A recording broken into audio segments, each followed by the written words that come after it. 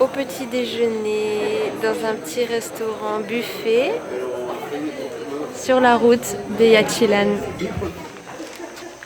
Notre collectivo Jaguar.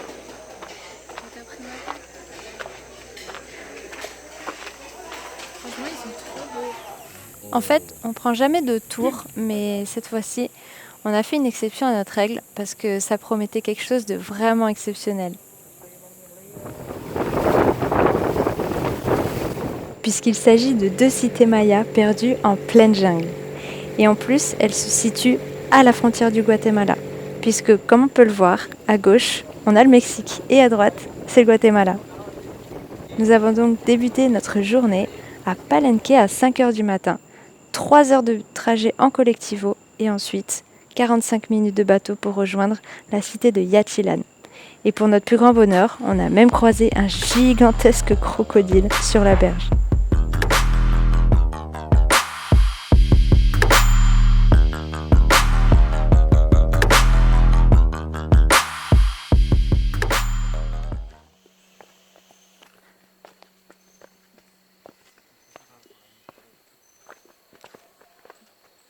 Un temple perdu dans la jungle.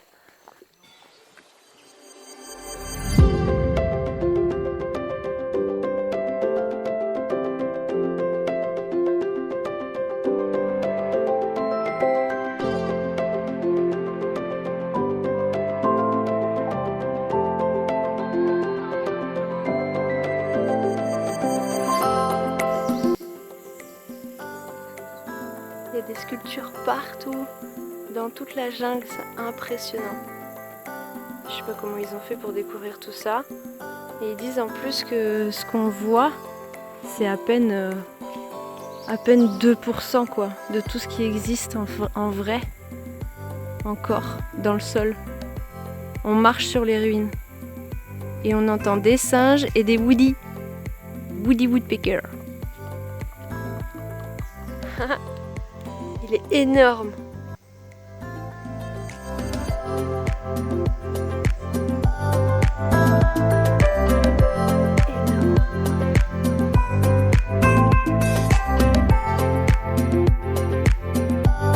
Alors là, on est à... Comment ça s'appelle? Bonampak. Non, c'était Parc et Pac.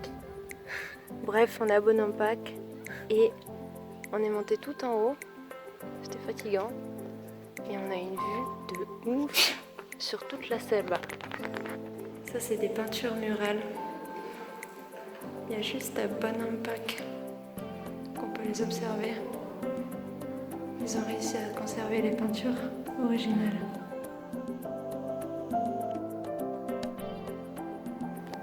Même dans les ruines mayas, il y a de l'art.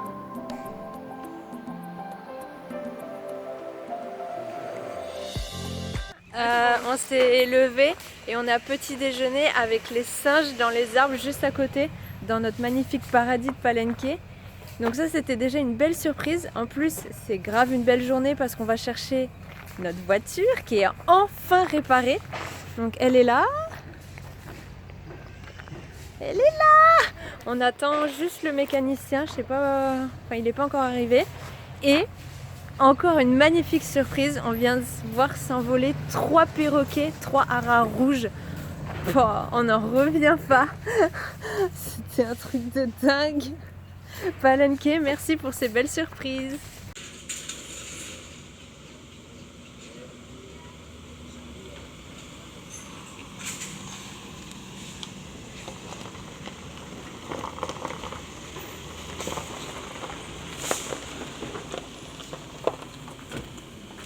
Ça a l'air de rouler.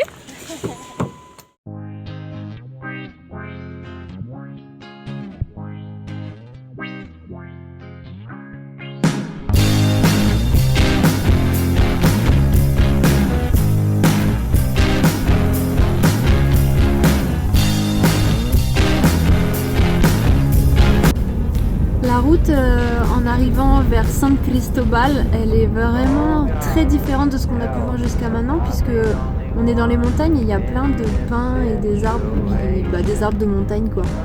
Vu qu'il n'y a pas beaucoup de stations essence, ils vendent de l'essence en bidon ou dans des bouteilles de coca.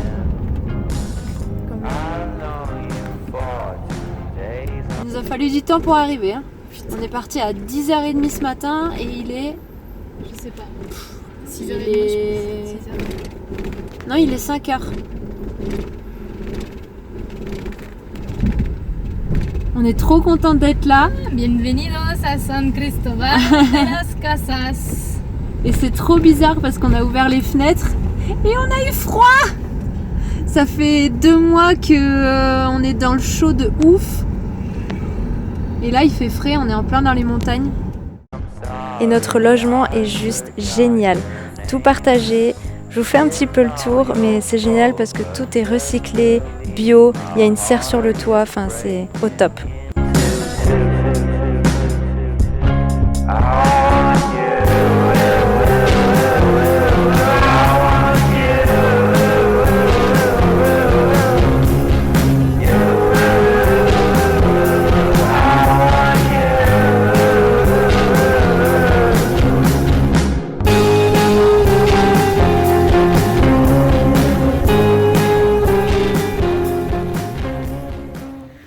Encore une copine chien.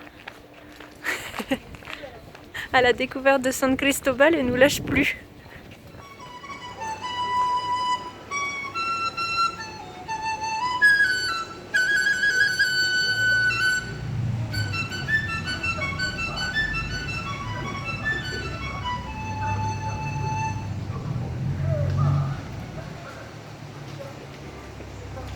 Avec la Mustang. Tellement le contraste.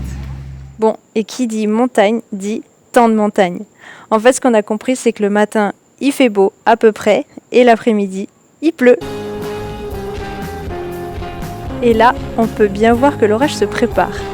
Donc, pendant qu'il pleut, eh ben nous, on a fait les musées. Ici, il s'agit de musée de l'Ambre, super intéressant. On a appris plein de choses, il est très très bien fait. Ensuite, ce qu'on a pu découvrir, c'est également beaucoup d'art à San Cristóbal, beaucoup d'artisanat.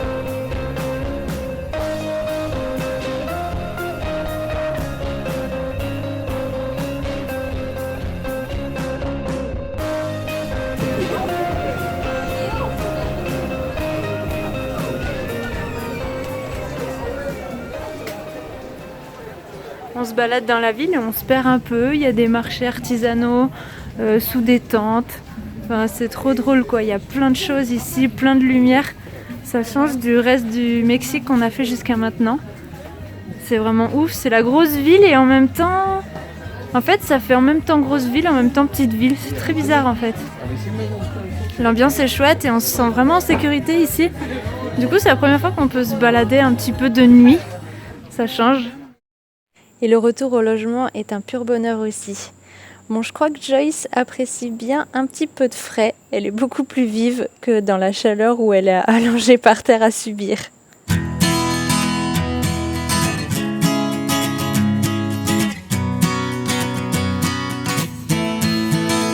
Il y a des mônes qui a le jouet du chat accroché autour du cou. On s'amuse comme on peut. Hein.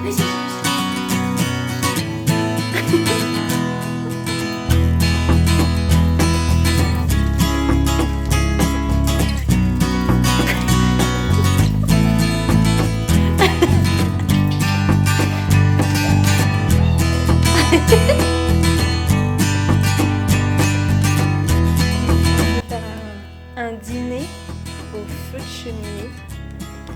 Là-dedans, il y a des patates et des carottes.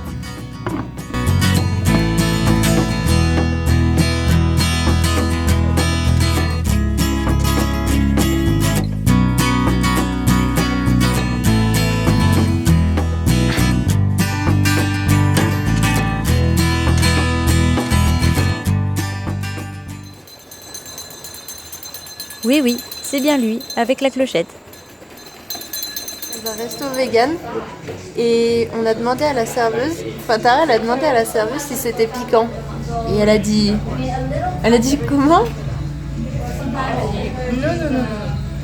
Et du coup, est-ce que c'est piquant?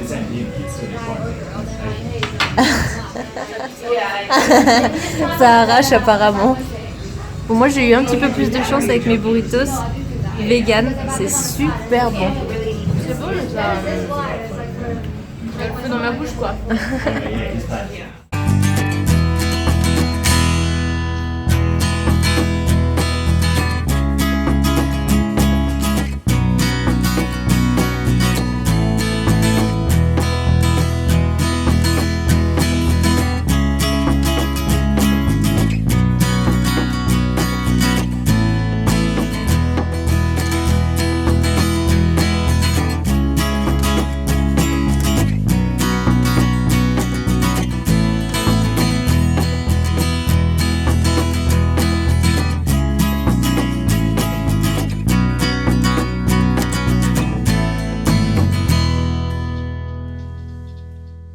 Un marché aux 1000 couleurs. On l'a fait en long, en large et en travers.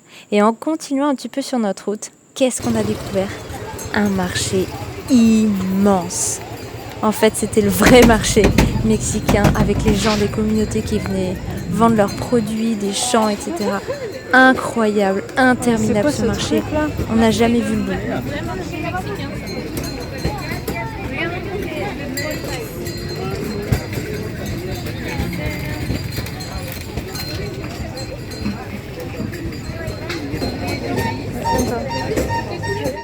Et on en a profité pour se faire quelques petites soirées. ¿Quiénes de aquí son aquellos que recuerdan sus sueños al despertar?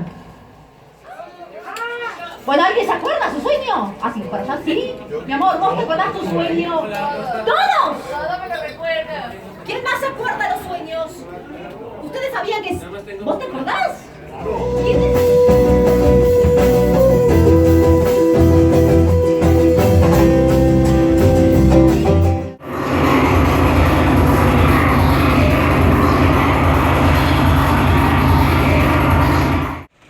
Normalement, ça y est, la voiture est enfin réparée. Oui, je sais, on n'arrête pas de dire ça, mais en fait, à Palenque, elle n'était pas du tout réparée. On a été obligé d'aller voir d'urgence un mécanicien sur San Cristobal. Franchement, on avait un peu les boules parce qu'on a acheté la voiture et il y a eu plein de soucis dessus et tout ça. On a trouvé un super mécano à San Cristobal, un amour de petit, comment on dit, j'aurais dit un savant fou.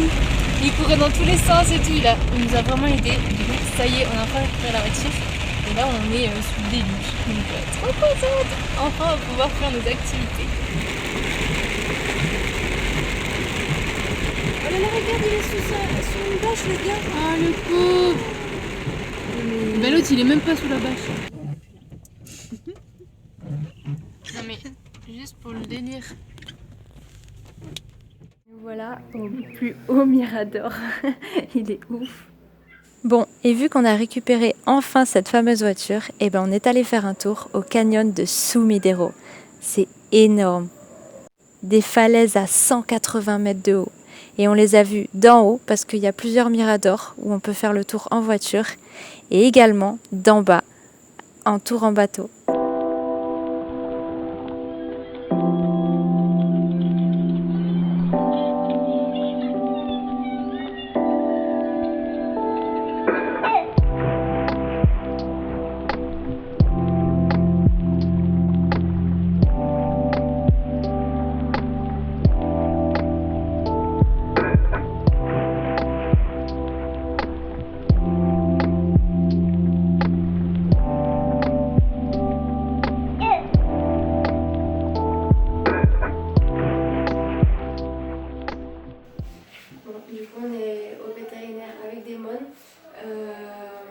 Elle a des vomissements et des diarrhées depuis ce matin aussi, avec des saignements, donc on est un petit peu inquiète.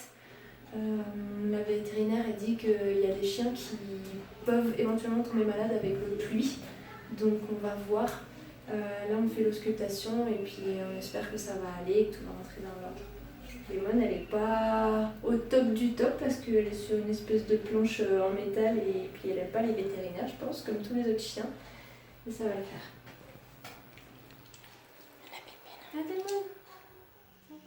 Bon, finalement, on est rassurés. Le vétérinaire nous a dit que c'était juste un parasite qui est assez commun ici, pas dangereux. Donc elle a été soignée par un antiparasitaire déjà et il y a un antibiotique pour 7 jours, une semaine. On a également déparasité les 2 autres.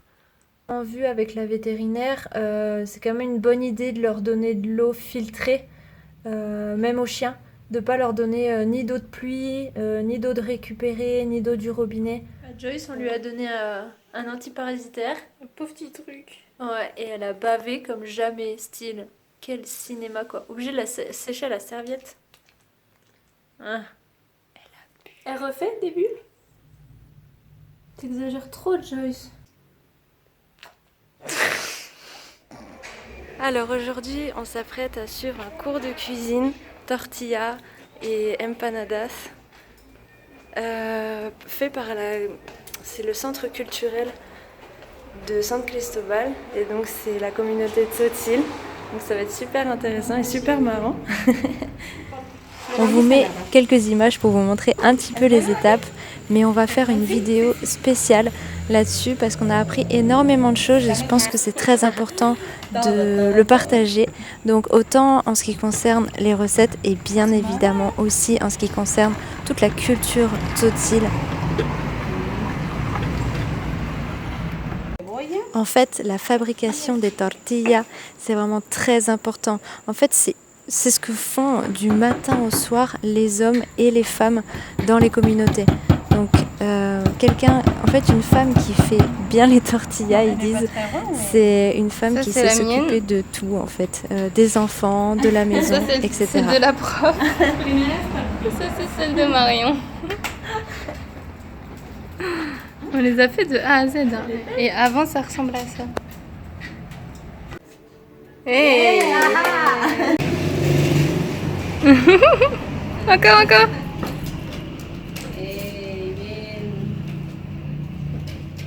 Wow.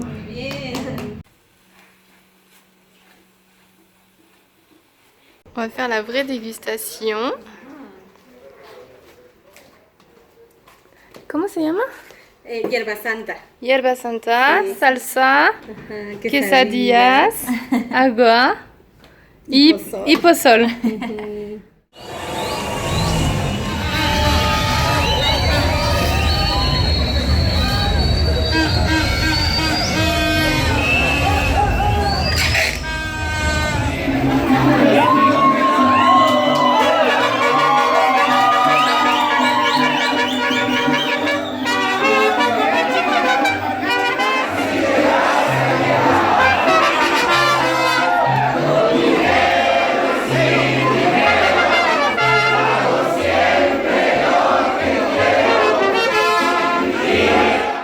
Et voilà, c'est la fin pour nous à San Cristobal. Nous prenons la route vers Tuxtla, une ville qui est à peu près à 1 heure d'ici. Et donc du coup, ce sera l'objet de la prochaine vidéo. Et ne manquez pas ça parce que j'ai descendu une falaise de 100 mètres de haut en rappel. Je peux vous dire que Tara, avec son vertige, elle était encore moins rassurée que moi.